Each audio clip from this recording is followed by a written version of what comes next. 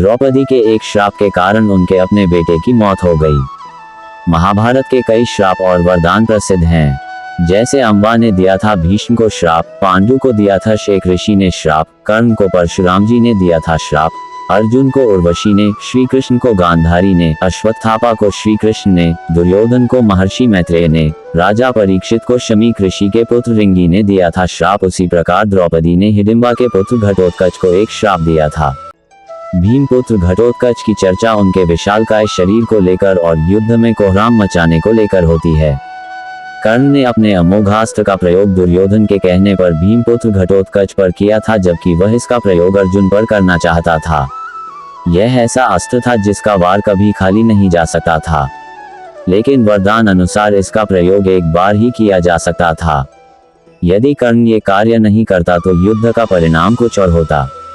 मान्यता अनुसार जब घटोत्कच पहली बार अपने पिता भीम के राज्य में आया तो अपनी मां हिडिंबा की आज्ञा के अनुसार उसने द्रौपदी को कोई सम्मान नहीं दिया।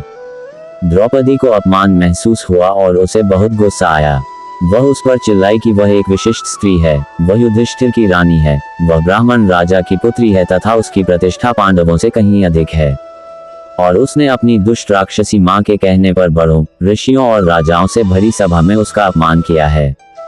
जा दुष्ट, तेरा जीवन बहुत छोटा होगा तथा तू बिना किसी लड़ाई के मारा जाएगा। घटोत्कच के एक पुत्र का नाम बर्बरीक और दूसरे का नाम अंजनपर्वा था। भीम के पुत्र घटोत्कच का विवाह दैत्यराज मुरा की बेटी कामकंटका से हुआ था। इस कामकंटका को भगवान श्री कृष्ण ने वरदान दिया था कि तेरी कोख से एक महावीर पुत्र जन्म लेगा जिसको युद्ध में कोई परास्त नहीं कर सकेगा, वो सर्वशक्तिमान होगा। भीम पुत्र घटोत्कच का पुत्र बर्बरीक दानवीर था। बर्बरीक दुनिया के सर्वश्रेष्ठ धनुर्धर थे। अर्जुन और कर्ण से भी बड़े धनुर्धर थे। बर्बरीक के लिए 3 बाण ही काफी थे जिसके बल पर वे कौरवों और पांडवों की पूरी सेना को समाप्त कर सकते थे।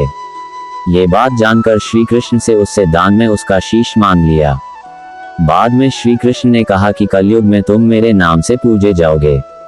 वर्तमान में उन्हें खाटू श्याम कहते हैं। द्रौपदी ने कुत्तों को श्राप क्यों दिया? हालांकि एक कुत्ते ने युधिष्ठिर के जूते चुरा लिए थे, जिसकी वजह से अर्जुन बिना किसी को बताए वहां चले गए। क्रोध में आकर द्रौपदी ने सभी कुत्तों को श्राप दे दिया। उसने आदेश दिया कि तुम सबके सामने संभोग करोगे। द्रौपदी ने चंबल को श्राप क्यों दिया था?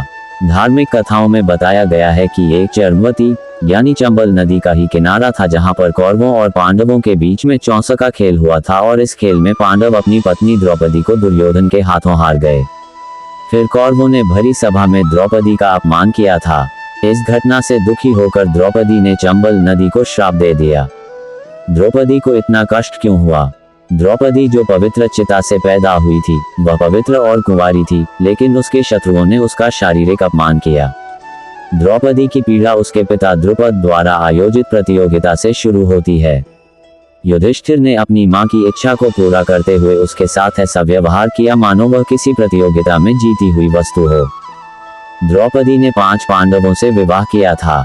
समय समय पर वह 5 पतियों के साथ रमण करती थी। द्रौपदी ने एक वर्ष के अंतराल से 5 पांडव के एक पुत्र को जन्म दिया। इस तरह द्रौपदी के 5 पुत्र थे। द्रौपदी से जन्मे युधिष्ठिर के पुत्र का नाम प्रतिविंध्य था। द्रौपदी से जन्मे भीमसेन से उत्पन्न पुत्र का नाम सुतसोम था। द्रौपदी से जन्मे अर्जुन के पुत्र का नाम श्रुतकर्मा था।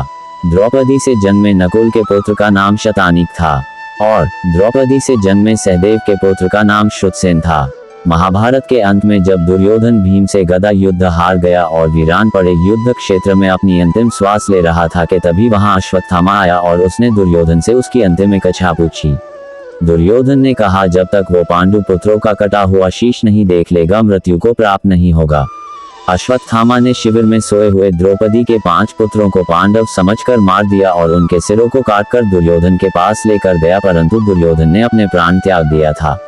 मेरी यह जानकारी आपको अच्छी लगी हो तो मेरे चैनल को सब्सक्राइब करें, वीडियो को लाइक करें और कमेंट करें। धन्यवाद। राधे राधे।